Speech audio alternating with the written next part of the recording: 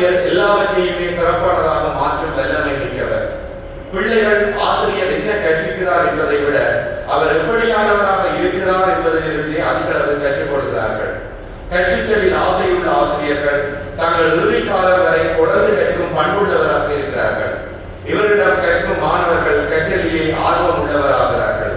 இவை ஆசிரியத்துவம் பற்றிய நவீன கால சிந்தனைகள் என்று. ஒரு ஆசிரியத்துவம் என்பது எப்படி அமைய வேண்டும்? அது கற்பித்தலுக்கும் அப்பாலே ஒரு முன்மாதிரி வாழ்விலிருந்து ஆரம்பமாகிறது என்பதை அவர் இந்த கட்டுரையிலே சொல்லியிருக்கிறார். ஆசிரியரை மாணவருக்கு பிடிக்குமாயின் பெறுவர்கள் மாத்திரமல்ல, மாணவர்கள் எதிர்கால ஆளுமையும் வாழ்க்கையும் கூட சிறப்பாக வரும். அதே நேரம் தனக்கு பிடிக்காத ஒரு ஆசிரியரிடமிருந்து மாணவர் எதையுமே கற்றுக்கொள்வதில்லை என்றார்.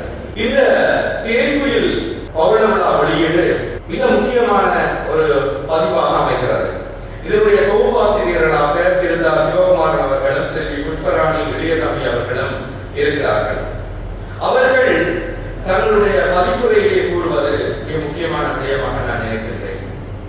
உன்னை நீயறி என்ற அவரது பாடசாலை மகுட வாசகம் அவரது சிந்தையில் ஊறியதால் 14-15 வயதிலேயே குறுநாவல் ஒன்றை துணிந்து எழுதியவர்.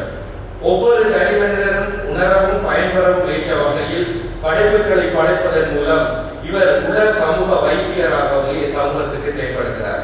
கோயிலா மகேந்திரன் அவர்களும் தனது பரம்பரை இலக்கியங்களாக பெற்றுக்கொண்ட மொழிசார் நுண்ணறிவு, கலைசார் நுண்ணறிவு, தாய் நாட்டில் பெற்றுக்கொண்ட உயர்கல்வி, மேற்கத்திய நாடுகளிலும் கற்றுக்கொண்ட உளவியல் அறிவு, பயிற்சிகள், அனுபவங்கள், அயலால் அவரது தேடல்கள் ஆகியவற்றையெல்லாம் ஒன்று திரட்டி தமது அறிவுத்திறனால் சமூக நலன் காக்கும் வகையில் தேவந்த படைப்புகளை முன்வைக்கிறார். அவை விழிவழி வந்தவையாக இம்மலரிலே காட்சி தருகின்றன என்று பதிப்புரையிலே இந்த நூலை பற்றிய அறிமுகத்தை அவர்கள் தருகிறார்கள். உண்மையில் கோகிலா மகேந்திரன் அம்மையார் அவர்களுடைய அறிமுகம் என்பது ஒரு ஆசிரியர் பணிக்கு அப்பாலே ஒரு ஆசிரியராக நாங்கள் இன்றைக்கு பொருட்படுத்திருக்கக்கூடிய அனைவருமே ஆற்ற வேண்டிய சமூக கடமைகளை எங்களுக்கு எடுத்துச் சொல்லி நிற்கிறார்.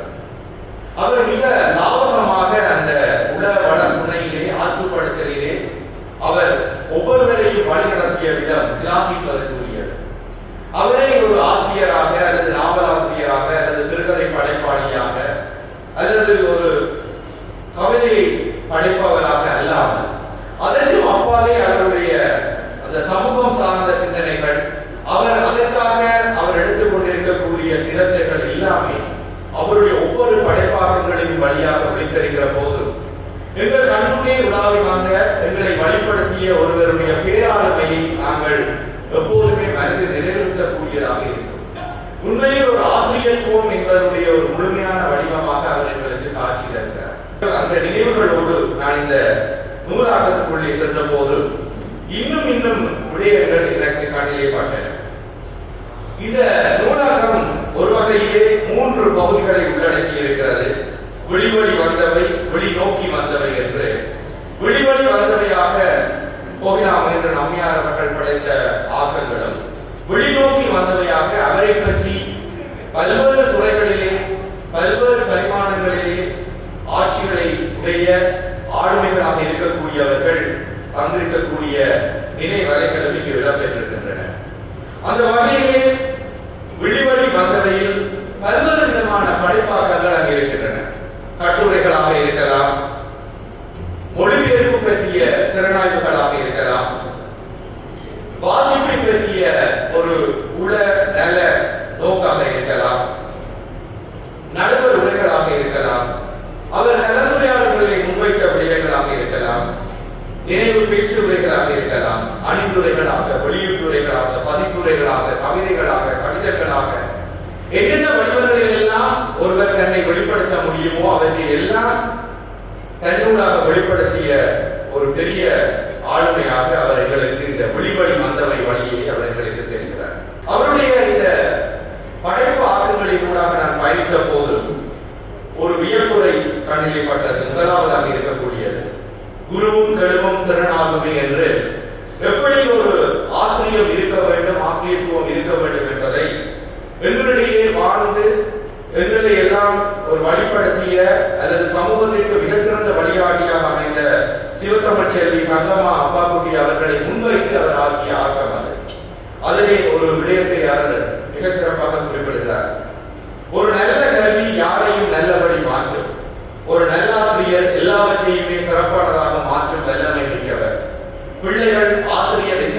கற்கிறார் என்பதை விட அவர் எப்படியானவராக இருக்கிறார் என்பதிலிருந்தே அதிக அளவில் கற்றுக்கொள்கிறார்கள். கற்பித்தலில் ஆசையுள்ள ஆசிரியர்கள் தாங்கள் இறுதி காலம் வரை தொடர்ந்து கற்கும் பண்புள்ளவராக இருக்கிறார்கள். இவரிடம் கற்கும் மாணவர்கள் கற்றலிலே ஆர்வம் உள்ளவராகிறார்கள். இவை ஆசிரியத்துவம் பற்றிய நவீன கால சிந்தனைகள் என்று. ஒரு ஆசிரியத்துவம் என்பது எப்படி அமைய வேண்டும்? அது கற்பித்தலுக்கும் அப்பாலே ஒரு முன்மாதிரி வாழ்விலிருந்து ஆரம்பமாகிறது என்பதை அவர் இந்த கட்டுரையிலே சொல்லியிருக்கிறார். அதே போல அவருடைய இந்த கட்டுரை சிவத்தமிழ் செல்வி தங்கம்மா அப்பாக்குட்டி அவர்கள் எப்படி தன்னுடைய வாழ்வை இந்த சமூகத்திற்கு ஆற்றியிருக்கிறார் என்பதை மிக சிறப்பாக முன்வைத்திருக்கின்றன. அவருடைய இன்னொரு கட்டுரையாக அடியாருக்கும் அடியேன் என்ற உளவியல் கட்டுரை அமைகிறது. அந்த உளவியல் கட்டுரையிலே அவர் சொல்கின்ற ஒரு முக்கியமான விடயமாக நான் இதை பார்க்கிறேன். மனிதரை மனிதர் அடிமையாக்குதல் பெருங்குற்றம் என்ற கொள்கை இன்று உலகில் பெரும்பாலும் ஏற்றுக்கொள்ளப்படும் இயற்கையாக்கப்பட்டுவிட்டது. அடிமையாக்கல் என்பது களவு, உயிர் ஒன்றை கொள்ளை கொள்ளும் களவு என்கிறார் கெல்வின் பீல்ஸ் என்று அவர் சொல்கிறார். அதே சமயத்தில் உயிரில்லாத பொருட்களுக்கும் செயற்பாடுகளுக்கும் பழக்க வழக்கங்களுக்கும் எங்களை நாங்களே அடிமைப்படுத்திக் கொள்ளும் நிலை பற்றி சிந்திப்போர் எண்ணிக்கை குறைந்து வருவது விசனத்திற்குரியது என்று சொல்கிறார்.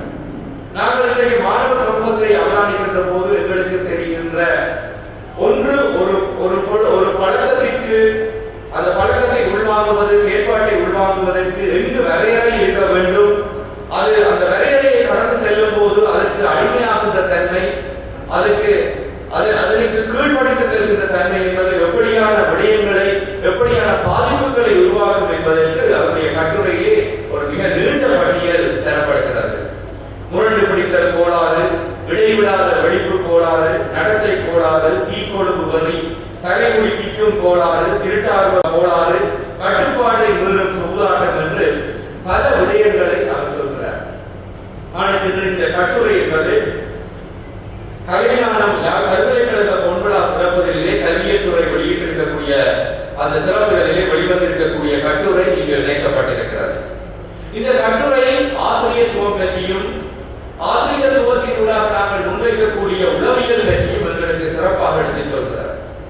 அதே போல கோவிலா மகேந்திரன் அம்மையார் அவர்கள் எப்போதுமே தனது முன்மாதிரியான செயற்பாடுகள் மூலமாக மாணவர் சமூகத்திற்கு அவர் ஒரு பெரிய வழிகாட்டியாக இருந்திருக்கிறார் என்பதை அவருடைய அறிவுரைகளிலும் பார்த்து அவருடைய செயற்பாட்டு தலைவர்களுக்கு எப்போதும் எடுத்து கூறி வந்திருக்கிறார். அவர் செயற்படுகின்ற ஆசிரியராக இருந்திருக்கிறார், ஒரு ஆக்டிவ் டீச்சர். வெறுமனே கற்பித்தல் என்ற வகுப்பறை கோட்பாடுகளுக்கு அப்பாலே அந்த ஆளுமை சிறப்பையும் அந்த வளர்ச்சியையும் எப்படி மாணவர்களிடம் வளர்க்க வேண்டும் என்பதிலே அவர் பல்வேறு பரிசாத முயற்சிகளை முன்வைப்பவராக, செயல்படுத்தி பார்ப்பவராக அவர் இருந்திருக்கிறார். அந்த அனுபவங்களின் ஊடாக அவர் தந்திருக்கக்கூடிய இன்னும் ஒரு கட்டுரை ஆசிரிய மாணவ உறவு பற்றி 11 வயது மாணவர்களும் அவர்களின் ஆசிரியர்களும் என்ற தலைப்பிலே தந்திருக்கக்கூடிய கட்டுரையாக அமைக்கிறார். அந்த கட்டுரையிலே அவர் சொல்கின்ற ஒரு விடயம் சிறப்பானது என்று நான் நினைக்கின்றேன். 11 வயதினர் தேடும் இலக்கு தலைவர்களாக ஆசிரியர்கள் நடந்து கொள்வது மிக முக்கியம். ரோல் மாடல்ஸ், கண்களுக்கு முன்னே தெரிகின்ற ரோல் மாடல்ஸ். இதை அவர் ஒவ்வொரு கட்டுரையிலும் ஏதோ ஒரு இடத்திலே அவர் குறிப்பிட்டுக் கொண்டே வருகிறார். ஆசிரியர்கள் பிரச்சனைகளுக்கு தீர்வு காணும் முறைகளையும், முடிவெடுக்கும் முறைகளையும், உணர்ச்சிகளை கையாளும் முறைகளையும் இவர்கள் நேரே காண வேண்டும். ஆசிரியர் தான் எந்தாவது தவறு செய்திருந்தால் மன்னிப்பு கேட்கவும் தயங்க வேண்டியதில்லை என்று சொல்கிறார். எங்களுக்கு தெரியாது என்று ஆசிரியர்கள் எண்ணும் போது, தங்களுக்கு தெரியாது என்று கூறிவிட்டு போகும்போது அந்த ஆசிரியர் பற்றிய பிம்பம் அந்த மாணவர்கள் மத்தியிலே மிக பெரிதாக தவறை ஒப்புக்கொள்வதாக அல்லது இயலாமையை எடுத்துக்கொள்வதாக, அடையாளப்படுத்துவதாக அல்லது தனக்கு தெரியாது என்று சொல்லப்படுகின்ற அந்த பெருந்தன்மையை ஏற்றுக்கொள்வதாக அமைவது மிக முக்கியமான விடயமாக இருக்கிறது. இன்றைக்கு எல்லாம் தெரிந்தவர்களாக இருக்கின்ற அல்லது அதை ஒரு தோற்றமாக காட்டுகின்ற போக்கில் இருந்து மாறுபட்டு எதையும் எங்களுக்கு தெரியாமல் இருக்கின்ற போது அதை ஒத்துக்கொள்கின்ற தன்மை, அதனூடாக நாங்கள் தொடர்ச்சியான கற்றலில் ஈடுபட்டு எங்களை வளர்த்துக் கொள்கின்ற தன்மை என்பது மிக முக்கியமானது என்பதை இந்த கட்டுரை சொல்கிறது. ஆசிரியரை மாணவருக்கு பிடிக்குமாயின் பெறுவர்கள் மாத்திரமல்ல, மாணவர்கள் எதிர்கால ஆளுமையும் வாழ்க்கையும் கூட சிறப்பாக வரும். அதே நேரம் தனக்கு பிடிக்காத ஒரு ஆசிரியரிடமிருந்து மாணவர் எதையுமே கற்றுக்கொள்வதில்லை என்றார். ஆகவே நாங்கள் வகுப்பறைகளுக்கு செல்லும் போது, விரிவுரை மண்டபங்களுக்கு செல்லும் போது எப்படி எங்களை நாங்கள் மாணவர்கள் முன்வைக்க போகிறோம். இந்த பிரசன்டேஷன் என்பது நாங்கள் சொல்வது மாத்திரமல்ல,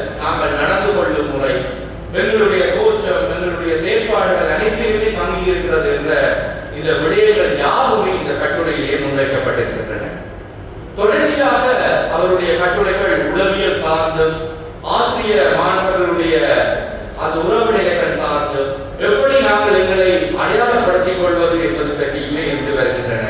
அவற்றில் சற்று வேறுபட்டதாக பெற்றோர் பிள்ளை உறவை பற்றி கட்டுரை ஒன்று அமைந்திருக்கிறது.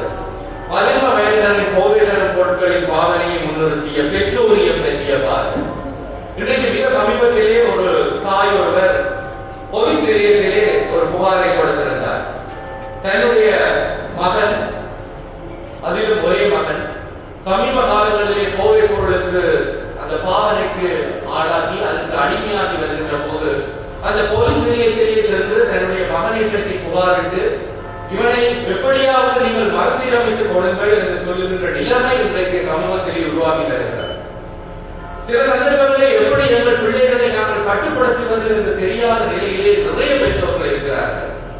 ஒரு மாணவர் உருவாவது தனியே பாடசாலையில் மாத்திரமல்ல, அதனுடைய தொடக்க சமூக ஒத்திசையும் காரணியாக குடும்பம் அமைகிறது. அந்த குடும்பத்திலிருந்து எப்படியான ஒரு தகுந்த இன்றைய சூழலுக்கு ஏற்றவாறான பெற்றோரியம், அந்த பேரண்டல் கண்ட்ரோல் என்று சொல்வோம், பெற்றோர் தாழ்மையான கட்டுப்பாடு எப்படி அமைய வேண்டும் என்பதை இந்த கட்டுரை முன்வைக்க வருகிறது. அதே போல அவர் நெருக்கடி காலங்களிலே எங்களுடைய நிலைமைகள் எவ்வாறு இருந்திருக்கின்றன, நாங்கள் அதை எப்படி வலுச்செலுத்தி இருக்க வேண்டும் என்பதை அவர் இங்கு கட்டுரைகளாக தந்திருக்கிறார். பெண்ணியம் சார்ந்த கட்டுரை ஒன்றாக கோவிட்-19 யுகத்திலே பெண்கள் நலம் பற்றிய ஒரு கட்டுரை அமைந்திருக்கிறது. அதே போல அவர் அடிக்கடி குறிப்பிட்டதுபடி அவர் ஒரு ஆசிரியராக இல்லாமல் ஒரு ஆசிரியர் செயற்பாட்டாளராக அவர் இருந்து வந்திருக்கிறார். அந்த வகையிலே அரங்கை எப்படி ஆசிரியத்துவத்திற்கு உளவல துணைக்கு பயன்படுத்தலாம் என்பதை பற்றி சிகிச்சையாகும் அரங்கு என்ற அரங்கு சார்ந்த கட்டுரை ஒன்றை அவர் இங்கு தந்திருக்கிறார். அந்த கட்டுரையிலே அவர் சொல்கின்ற ஒரு விடயம் நான் இங்கு குறிப்பிட விரும்புகிறேன். நாடகம் தொடர்ந்து வளர்ந்து வந்தது. நல்ல நாடகம் ஒன்று எம்மை எமக்கு காட்டும் கண்ணாடி என்று சொல்வார்கள். அது எடுக்கும் வடிவம், சொல்லும் செய்தி, கலைஞர்களின் மனநிலை, அந்நிய நாடகத்தாக்கம், மரபுகளின் செல்வாக்கு, மரபிலிருந்து விடுபடும் முயற்சி, பயிற்சி, மனக்கிளர்ச்சி, நுகர்வோர் பல வேறுபாடு போன்ற பல காரணங்களில் அதன் வெற்றி தங்கியுள்ளது என்று ஒரு நாடகத்தை பிரயோக நிலைக்கு கொண்டு வந்து அப்ளைட் தியேட்டர் என்று சொல்லுவோம். அந்த அப்ளைட் தியேட்டரின் வழியாக மாணவர்களுக்கு இருக்கக்கூடிய நெருக்கடிகளை அல்லது பார்வையாளர்களுக்கு இருக்கக்கூடிய பிரச்சனைகளுக்கு அவற்றை கொண்டு தீர்வை காண்கின்ற முறைமைகளை பற்றி அவர் இந்த கட்டுரையிலே மிக விரிவாக எடுத்துச் சொல்லியிருக்கிறார். இந்த கட்டுரை ஓலை நாடக சிறப்பதிலே 2008ஆம் ஆண்டு வெளிவந்திருக்கிறார். இந்த கட்டுரையினுடைய தொடர்ச்சியாக முதுமையில் முழுமை என்ற தலைப்பிலே முதுமையை எவ்வாறு நாங்கள் எதிர்கொள்ள வேண்டும் என்று அவர் குறிப்பிடுகிறார். மரணத்தை, முதுமையை எதிர்கொள்வது பற்றிய இன்றைக்கு பல சிக்கல்கள் எங்களிடம் இருக்கின்றன. ஒரு முதுமையை நோக்கி அந்த முதுமையினுடைய தொடக்க புள்ளியிலே நாங்கள் இன்றைக்கு இருந்து கொண்டிருக்கிறோம். 50 வயதை கடந்தாலே அந்த முதுமைக்கு எங்களை தயார்படுத்திக் கொள்ள வேண்டிய கடப்பாடு எங்களுக்கு வந்துவிடுகிறது. அது வளர்ந்து செல்லும் போது ஒரு முதுமையாளியாக நாங்கள் எதிர்கொள்ளக்கூடிய பிரச்சனைகளை பற்றி அவர் மிக அற்புதமாக இங்கு சொல்லி வருகிறார். நாளாந்த வாழ்வில் எவற்றான சுதந்திரத்தையும் சந்தோஷத்தையும் நாம் தேடிக்கொள்ள வேண்டும். இதன் மூலம் முதுமையில் நமது செயற்பாடுகளில் ஒரு நம்பிக்கையும் புத்திசாலித்தனமும் சிறந்த தீர்மானம் எடுக்கும் பண்பும் தெரிய தொடங்கும். முதுமை வருவதற்கு முன்னரே தொலைக்காட்சி பெட்டிக்கு முன்னால் அமர்ந்து கொள்வது நம்மில் அனைவரை வழக்கமாகிவிட்டது. முதுமை நகர நகர நிலைமை இன்னும் மோசம். பயனுள்ள சில நிகழ்ச்சிகளை பார்க்கலாம். தொடர் நாடகங்களை வாழ்வு என்றாக கூடாது. சொந்த வாழ்வின் சுகமான நினைவுகளை இறைவிப்பது ஆரோக்கியமானது. அதற்காக புதிய பயணங்களை மேற்கொள்ளலாம். பழைய நண்பர்களை சென்று பார்க்கலாம். தலை யாத்திரை சென்று வரலாம். முதுமைக்கு மதிப்பு கிடைக்கின்ற வாழ்விடத்திற்கு மாறினாலும் நல்லது என்று மிக அற்புதமாக முதுமையை எப்படி எதிர்கொள்வது என்று சொல்கிறார். இது அவருடைய அனுபவம் மாத்திரமல்ல, முதுமையை கடந்து செல்ல இருக்கின்ற ஒவ்வொருவருக்குமான ஒரு வழிகாட்டியாக இது அமையும். மனிதனில் முதுமை ஆரம்பமாகாமல் ஒருவர் பார்த்துக் கொள்ளலாம். முதுமைக்கு சரியாக ஆயத்தம் செய்து கொள்ளும் ஒருவர் மரணத்தையும் அவர்களுடன் ஏற்றுக்கொள்வார் என்று மிகப்பெரிய மெய்யியல் பாதையை அவர் எங்களுக்கு காட்டுகிறார். மரணத்தை கண்டு நாங்கள் அச்சமடைய தேவையில்லை. முதுமையை கண்டு நாங்கள் பயப்பட தேவையில்லை. அதை எப்படி எதிர்கொள்வது என்ற வழிமுறைகளும் உத்திகளும் எங்களிடம் கைவரப்படும் போது அந்த முதுமை காலமும் எங்களுக்கு மிகப்பெரிய சந்தோஷத்தை, ஒரு மன மகிழ்ச்சியை தரக்கூடிய காலமாக கழிந்து செல்லும் என்பது நினைக்கிறேன் எங்கள் ஒவ்வொருவருக்குமான மிகச்சிறந்த வழிகாட்டியாக அமைகிறது. அவர் தன்னுடைய தான் எடுத்துக்கொண்ட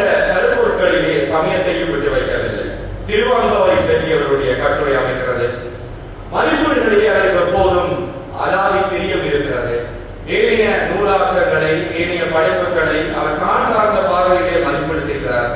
எங்களுடைய இன்றைய சிறப்பு விருந்தினர்கள் ஒருவரான சோபா அவர்களுடைய மொழிபெயர்ப்பு நூலான ஹெவன் வித் ஹெல், அது எங்களுடைய தமிழ்நாடக பேராசான் குழந்தை மா சண்முகலிங்கம் அவர்கள் முன்வைத்த எழுதிய நரகோடு சொர்க்கம் என்ற அந்த நூலாக்கத்தினுடைய ஆங்கில மொழிபெயர்ப்பாக அது வந்திருக்கிறது. அந்த மொழிபெயர்ப்பிலும் கூட அந்த கடந்த கட்டுரையினுடைய தொடர்ச்சியை நாங்கள் இங்கு பார்க்க முடிகிறது. நான் நினைக்கிறேன் இந்த கட்டுரைகளை தொகுத்தவர்கள் மிக சிறப்பாக அந்த கட்டுரைகளின் தடத்தை அடையாளம் கண்டிருக்கிறார்கள். ஒரு முதுமை பெரிய கட்டுரையிலிருந்து அடுத்த கட்டுரை எங்களுக்கு நரகோடு சொர்க்கம் என்றதை தரும்போது அங்கும் முதியவர்கள் பற்றி பேசப்படுகிறது. முதியோரை பொறுத்தவரை தாமும் தம்பாலும் தமது வீட்டிலே தமது நாட்டிலே சுதந்திரமாக வாழ்வது சொர்க்கம், பிள்ளைகளை பிரிந்து தனியே வாழ்வது நரகம், வெளிநாட்டிற்கு பிள்ளைகளோடு போய்விட்டால் வேற பிள்ளைகள் அருகில் இருப்பது சொர்க்கம், அந்நிய கலாச்சாரமும் சுதந்திரமின்மையும் அறையொன்றில் அல்லது முதியோர் இல்லத்தில் அடைபட்ட வாழ்வும் அந்நிய இடங்களை மிக குறைவாக நோக்குவதும் நரகம். இவ்விடயத்தை பலர் புறம்பெயர்வின் பலவிதமாக பல்வேறுபட்ட இலக்கிய வடிவங்களினூடாக சொல்லி வருகிறார்கள். ஆனால் குழந்தை மா சண்முகலிங்கம் அவர்களை சொல்லும் தனி அந்த முறை தனி அழகு என்று அவர் அதை சொல்கிறார். இந்த நூலாக்கத்திலே பல இடங்களிலே அந்த நூல் வெளிவந்த காலப்பகுதியிலும் அதை ஒத்த காலப்பகுதிகளிலும் எங்களுடைய இன்றைக்கு பவள விழா கொண்டாடும் அம்மையார் அவர்களை பற்றிய பல வரலாற்று குறிப்புகளும் இடம்பெற்றிருக்கின்றன. நான் ஏற்கனவே அந்த 3 நூலாக்கங்களை வாசித்தவன் என்ற முறையிலே நான் அதை சொல்வது ஒரு ஆவணம் என்று சொல்கிறேன். ஏனென்றால் இந்த ஆவணப்படுத்துதல் என்பது எங்களுடைய சமூகத்திலே இன்றைக்கு மிக குறைந்து வருகிறது. நான் எங்களுடைய ஆசிரியை அவர்களினுடைய ஒவ்வொரு செயற்பாடு நிகழ்வும் ஏதோ ஒரு வகையிலே பதிவு செய்யப்பட்டே இருக்கிறது. நான் நினைக்கிறேன் இன்றைக்கு நாங்கள் இங்கே பேசிக் கொள்கிற விடயம் கூட இது சிலவடைய ஒரு இலத்திரனியல் வழியிலே பதிவு செய்யப்படலாம். ஆனால் அவர் அதை மிகச் சரியாக மிக பொருத்தமாக தான் பங்கேற்கின்ற ஒவ்வொரு நிகழ்வுகளையும் தன்னால் சொல்லப்பட்ட விடயங்களை அல்ல தன்னால் பகிரப்பட்ட விடயங்கள் யாவற்றையுமே அவர் பதிவு செய்திருக்கிறார். நான் நினைக்கிறேன் இந்த தொடர் நூலாக்கங்களின் வழியாக நாங்கள் எங்களுடைய பவள விழா நாயகி அவர்களுடைய வாழ்க்கையை மிகச் சிறப்பாக அறிந்து கொள்வதற்கு ஒரு வரலாற்று ஆவண தொடராக இவை அமைந்து வருவதை நாங்கள் பார்க்கின்றோம். அவர் தன்னை வளர்த்தவர்களையும் நன்றியோடு நினைவு கூறுகிறார்.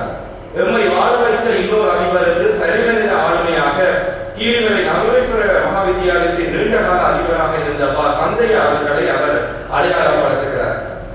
ஒரு கட்டத்திலே ஒரு மாணவிக்கு தான் அடிக்க நேர்ந்ததாக அவர் சொல்லி, அந்த அடிக்க நேர்ந்தது அவருடைய வழக்கம் அல்ல, அது ஏழை ஆசிரியர்களுக்கான வழக்கமாக இருந்தாலும் ஆசிரியருக்கு அது வழக்கம் அல்ல. நான் அறிந்த வரையிலும் அப்படியான ஒரு தோற்றப்பாட்டை கொண்டிருக்கவும் இல்லை.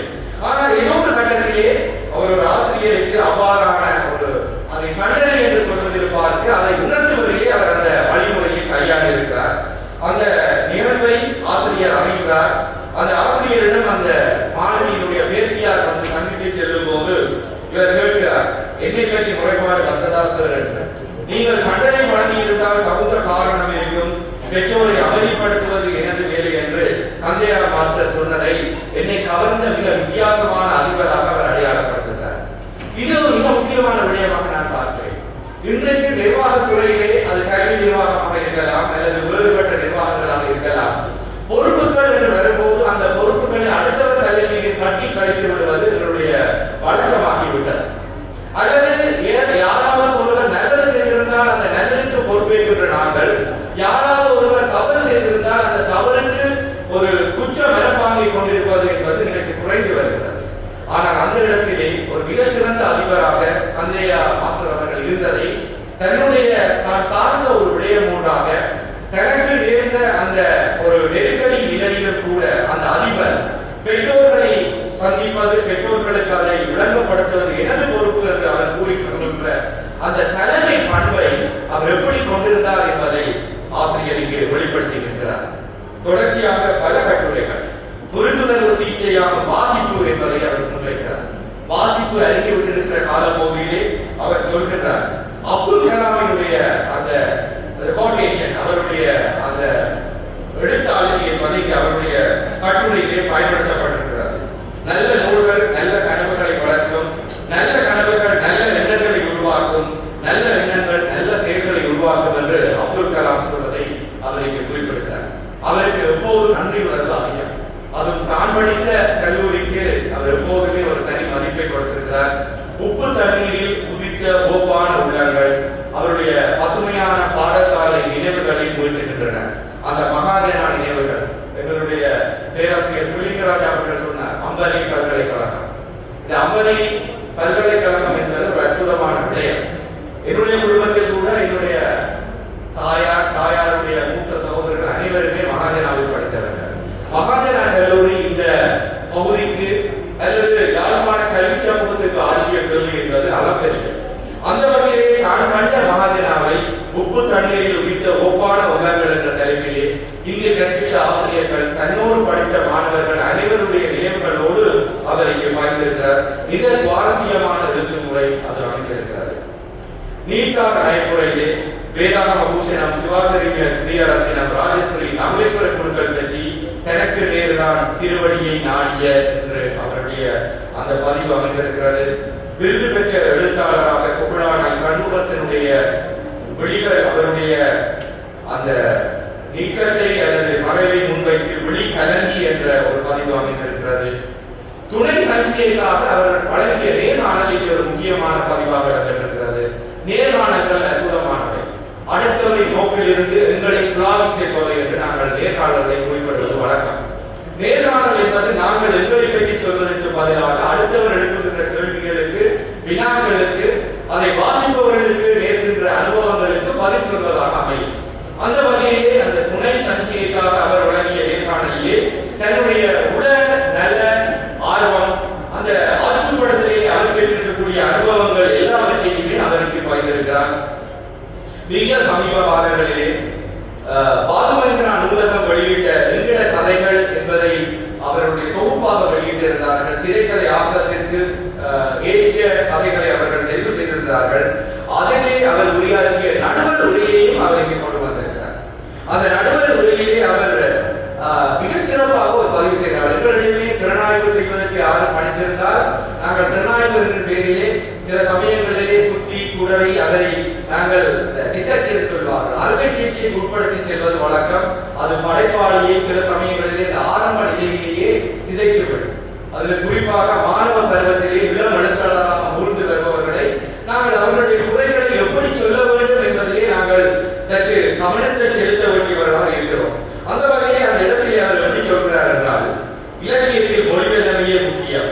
தமிழ் தவிர ஆங்கிலம் சிங்களம் ஆகியவற்றின் அறிவும் அவை குறித்த பாத்திரங்களால் பேசப்படும் முறைமையும் அச்சொட்டாக அமைந்து அழகு தந்தன. சில குறியீடுகள் நின்று ரசிக்க வைத்தன. பல பாத்திர படைப்புகளோடு மெல்ல கட்டாமல் ஒன்று இரண்டு பாத்திர படைப்புகளை அனாயசமாய் நடத்தி சென்ற முறையால் சில கதைகள் முன்னுக்கு வந்தன. வலிமையான உணர்வு தொற்றினால் கண்கலங்க வைத்தவையும் உண்டுதான். பாட்டில் மிகச் சிறிய ஒரு பொருளை அல்லது சம்பவத்தை சொன்ன முறையால் கவர்ந்தவையும் இல்லாமல் இல்லை. பாதி கதைகள் தேறிவிடும். இரண்டாம் முறை வாசிக்க வைத்த ஓரிருவருக்கு மனப்பூர்வமான பாராட்டுகள். மிக அற்புதமாக நாசூக்காக அந்த கதைகளிலே இருக்கக்கூடிய நிறைகளை அந்த கதைகளிலே இருக்கக்கூடிய குறைகளை அவருடைய மனம் நோகாமல் சொல்கின்ற அந்த தன்மையும் நான் நினைக்கிறேன் அவருடைய உள வள துணையால் அந்த அனுபவங்களால் கிடைத்த பேறு என்று நான் நினைக்கின்றேன். மிக பெருமையாக இருக்கிறது எங்களுக்கு. நினைவு பேச்சுக்கள் எப்படி இருக்கிறது தமிழர்களின் உளநல வேர்கள் என்பதை பற்றிய ஒரு நினைவு பேச்சு நிகழ்வு சஞ்சிகையிலே வெளிவந்தது. புலவர் பார்வதிநாத சிவம் அவர்களுக்கான மானம் காத்த மரக்குடி வேந்தன் நூலுக்கான அணிந்துரையாக வெளியிடப்பட்ட விடயங்கள், சாபோ கனகசதாபதி அவர்களின் மனமங்கை போகின்றது என்ற நூலுக்கான வெளியீட்டுரை, பதிப்புரையாக உழைச்சுகம் நூலுக்கானது என்ற பதிப்புரை, அவருடைய கவிதை ஆக்கங்கள் மிக முக்கியமானவை. இலங்கை தமிழர் ஆசிரியர் சங்கம் நடத்திய ஆசிரியர்களுக்கு இடையிலான கவிதை போட்டியிலே அவர் வெளிப்புணர்ச்சி விரிய வேண்டும் என்ற ஒரு விடயத்தை நான் சொல்லி செல்கிறேன். சிலபஸ் மாறுது, சிலபஸ் வருது, சிலபஸ் போகுது, படிகளுக்கு எல்லாம் தலையேற்றி இருக்கிறார். நாங்கள் இன்றைக்கு கல்வி சீர்திருத்த முன்னேற்றிலே இருக்கிறோம். புதிய அரசாங்கம் தன்னால் ஏதோ முடியும் என்ற வகையிலே திடீரென்று கொண்டு வந்திருக்கிற கல்வி சீர்திருத்தம், அந்த கல்வி சீர்திருத்தத்தின் வழியாக எங்களுடைய பாடசாலைகள் எங்களுடைய மாணவர்கள் எதிர்நோக்கிய சிக்கல்கள் பற்றி எல்லாம் நாங்கள் விவாதித்துக் கொண்டிருக்கிற போது எங்களுக்கு சிலபஸ் மாறுது, சிலபஸ் வருது, சிலபஸ் போகுது, படிகளுக்கு எல்லாம் தலையேற்றுவது என்ற விடயங்களை ஆட்படுத்தி இருக்கிறார். எப்படி இந்த புதிய கல்வி சிந்தனைகளை புதிய கல்வி முறை மாற்றங்களை நாங்கள் எதிர்கொள்ள போகின்றோம் என்ற விடயங்களின் ஊடாக அந்த கவிதை அமைந்திருக்கிறது. எழுத்தாளர் ஆதிலட்சுமி அவர்களுக்கான தனிநபருக்கான கடிதமும் இங்கு வந்திருக்கிறது. அந்த ஆதிலட்சுமி அவர்களுடைய அந்த படைப்பாற்றல் எப்படியும் தனியாமல் இருக்கிறது என்பதை அவர் சொல்கிறார். மொத்தத்தில் உங்கள் எழுத்தின் கனதி காலம் போக போக அதிகரித்து வருகிறது என்பது எனது தனிப்பட்ட அபிப்பிராயம். தொடர்ந்து எழுதுங்களாகி உங்கள் எழுத்துக்களை வாசிக்க ரசிகர்கள் நாங்கள் காத்திருக்கிறோம் என்று அவர் அந்த செய்தியை சொல்கிறார். விழிநோக்கி வந்தவையிலே அவரை பற்றி எழுதிய பல்வேறு ஆளுமைகளுடைய படைப்பாளர்கள் அமைந்திருக்கின்றன. வேறு நீர்வாக்கும் வித்தை அறிந்தவர் என்று பேராசிரியர் சுலிங்கராஜ் அவர்கள் குறிப்பிடுகிறார். நாடகம், நடிப்பு, நல்ல சிறுகதை நாவலோடு நானின போற்ற கல்விகளை தாண்டி அப்பால் நாடகம் சீர்மியத்தின் தலைமகளாக நின்று தமிழ்ச்சிதார் தமக்கு தாங்கரும் பணிகளாக்கி ஊடகத்துறை நுழைந்து உயர் பணியாற்றி இந்த உலகத்தை உள்பாடி இருக்காய் வேடர்கள் நுழைந்திடாத விரும்பிய தமிழ் சமூக வேருக்கு நீர்வார்க்கின்ற வித்தையை அறிந்தாய் வாழி என்று இன்றைய வார்த்தைகளோடு அன்றைக்கும் அவர் வார்த்தை சொல்லி இருக்கிறார் எங்களுடைய பேராசிரியர் அவர்கள்.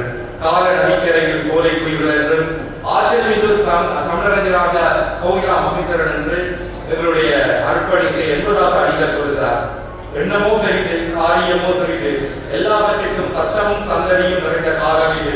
நாம் நமது பணிகளை அமைதியாகவே செய்ய விரும்புகிறோம் என்பது என்பார் மகாகவி பாரதி. மேற்சொன்ன கூற்று கோயிலா மகேந்திரன் அம்மையார் அவர்களுக்கும் பெரிதும் பொருந்தும் என்று சொல்கிறார் அவர். சபாதிராஜா அவர்கள் என்னுடைய கல்வித்துறை சார்ந்த மிக முக்கியமான வழிகாட்டியாக இருந்தவர், என்னை வழிபடுத்தியவர். கோகிலாவும் பெரியோக உலகியல் சுவையோடு இணைந்த கலை படைப்புகளும் கல்வி அவருடைய கோகிலா மகேந்திரன் அவர்களுடைய அந்த உலக நல அறிவை, அவருடைய அனுபவங்கள், அவருடைய செயற்பாடுகளோடு அவர் அதை சொல்கிறார். ஆழ்ந்த புலமை பின்புலமும் செலுங்கலை நியமமாய் விளங்கும் மகாஜனா கல்லூரியின் அதிவேற்றமும் உளவியலோடு ஊடு தொடர்புகளை கொண்ட உயிரியல் கல்வியோடு உயர்நிலையில் ஊட்டம் பெற்றமையும் செருமிக்க ஆசிரிய வாழ்க்கை கல்வி தேட்டமும் அவரது எழுத்துக்களின் ஆழ்ந்த வேர்களோடு தொடர்பு பட்டுள்ளன என்று எப்படி இவர் உருவாகி வளர்ந்தார் என்பதை ஒரு ஆசிரியராக பேராசிரியர் சபா ஜெயராஜ் அவர்கள் இங்கே குறிப்பிட்டிருக்கிறார். கோயிலா மகேந்திரனின் சீர்மியத்தில் சிறப்பு முறைகள் என்று பேராசிரியர் சிவயோகன் அவர்களுடைய மதிப்பீடு அமைந்திருக்கிறது. சோலைக்குயில் அவர்காட்சி கழகம் சில நிகழ்வுகள் என்று அம்மையாருடைய மகன் பேராசிரியர் பிரவீணன் எடுத்த ஆளுமை செய்த ஒரு கட்டுரை இருக்கிறது. எனக்கு பிரவீணனை பற்றி நான் இங்கு குறிப்பிட வேண்டும். பிரவீணன் எங்களுடைய சமகாலத்தவர் அல்லது எங்களுக்கு சற்று வயது குறைந்தவர். கோயிலா மகேந்திரனை சென்று போனாலும் பிரவீணன் கூடவே வருவார். அல்லது பிரவீணனை கூட்டிக் கொண்டு காட்டிய தரிசனங்கள் எல்லாவற்றையும் மகனுக்கு கொடுக்க வேண்டிய ஒரு ஆர்வத்தை நாங்கள் அவர்களே கண்டிருக்கிறோம். என்னுடைய அம்மா அப்பா ஆசிரியராக இருந்தவர்கள், ஆனால் அவர்களுக்கு வேலைப்பாடு அதிகம். நான் அம்மாவோடு சென்றதோ அப்பாவோடு சென்றதோ மிக குறைவு. ஆனால் பிரவீணனுக்கு அந்த பெரும்பொழுது வாய்ப்பு இருக்கிறார். நினைக்கிறேன் மகேந்திரன் செல்வ சென்றதை விட மிஸ்ஸோட பிரவீணன் பயணப்பட்ட பயணங்கள் மிக அதிகமானது. நான் இன்றைக்கு என்னுடைய மகன் அருண்மொழிவர்மன் தன்னுடைய தாயோடு பயணிக்கின்ற அந்த தன்மையை பார்க்கிற போது நான் விலகி சென்று விட்டேன். பல்கலைக்கழகத்தோடு எனது பொழுது பெருமளவில் கழிந்து போகிறது. ஆனால் அம்மாவோடு அவன் பயணிக்கின்ற போது, அது மோட்டார் பைக்கா இருக்கலாம் அல்லது அம்மா போற இடங்களை ஒன்றைக்கும் அவன் பயணிக்கிற போது நினைக்கிறேன் அம்மாவுக்கு கூடாக கிடைக்கின்ற அந்த அன்பு எனக்கு பிரவீணனை ஞாபகப்படுத்தி இருக்கிறார். நினைக்கிறேன் பிரவீணன் இன்றைக்கு ஒரு பேராசிரியராக உருவாகி வளர்ந்தமைக்கு மகேந்திரனுடைய பங்களிப்பு எவ்வளவு இருந்தாலும் அதிலும் சற்று மேம்பட்டதாக எங்களுடைய விழா நாயகியினுடைய பங்கு ஒரு தாயாக இருந்திருக்கிறது என்பதை நான் குறிப்பிட்டு சொல்ல வேண்டும். அந்த வகையிலே இந்த நூலாக்கம் மிகச்சிறந்த உள்ளடக்கங்களை கொண்டிருக்கிறது. அவரிடம் கற்றவர்கள் பலர் தங்களுடைய அனுபவங்களை பகிர்ந்திருக்கிறார்கள். அவரோடு பயணித்தவர்களாக அவருடைய பல விடயங்கள் இங்கே தரப்பட்டிருக்கின்றன. சதீஷ் பாலமுருகன் முருகையாக இருக்கலாம், செய்தி என்ற தலைப்பிலே புனிதவதி சண்முகலிங்கம் அவர்கள் பதிந்த விடயமாக இருக்கலாம், கட்டுக்கோப்பு கொண்ட அமைப்பு என்று அவைக்காலத்தில் களத்தினுடைய செயற்பாடுகளை சொன்ன வைத்தியர் பஞ்ச கல்யாணுடைய பகுதியாக இருக்கலாம், கட்டுரையாக இருக்கலாம். ஒரு மிகச்சிறந்த நூலாக்கம், மிகச்சிறந்த படைப்பாக்கங்களை ஒழுங்குபடுத்தி தந்திருக்கின்ற முறைமையிலே நான் நினைக்கின்றேன் இந்த தேதிக்குயில் மிகச்சிறந்த ஒரு அடுத்த ஒரு ஆவண பதிவாக வந்திருக்கிறது. அதனுடைய மூன்றாவது பகுதி ஒரு வித்தியாசமான வகையிலே ஒருவர் ஆரம்பிக்க இன்னொருவர் தொடர்கின்ற கட்டுரைகளை படைப்பாக்கங்களை தந்திருக்கிறது. ஒரு மிகச்சிறந்த ஆவணம். அந்த ஆவணத்தினுடைய அந்த பெருதி என்பதை அந்த பவள விழா வெளியீடாக வருகின்ற போது அதற்கு மேலும் பெருமதி சேர்க்கிறது. இந்த வேல்யூ அடிஷன் என்று சொல்வார்கள். அந்த வகையிலே கேள்வியில் நிச்சயமாக எங்களுக்கான ஒரு வழிகாட்டியாக இருக்கும். அந்த நம்பிக்கையோடு என்னுடைய ஆசிரியருக்கு அவர் பவள விழா கொண்டாடுகின்ற இடத்திலே அவருக்கு எங்களுடைய மனம் நிறைந்த வாழ்த்து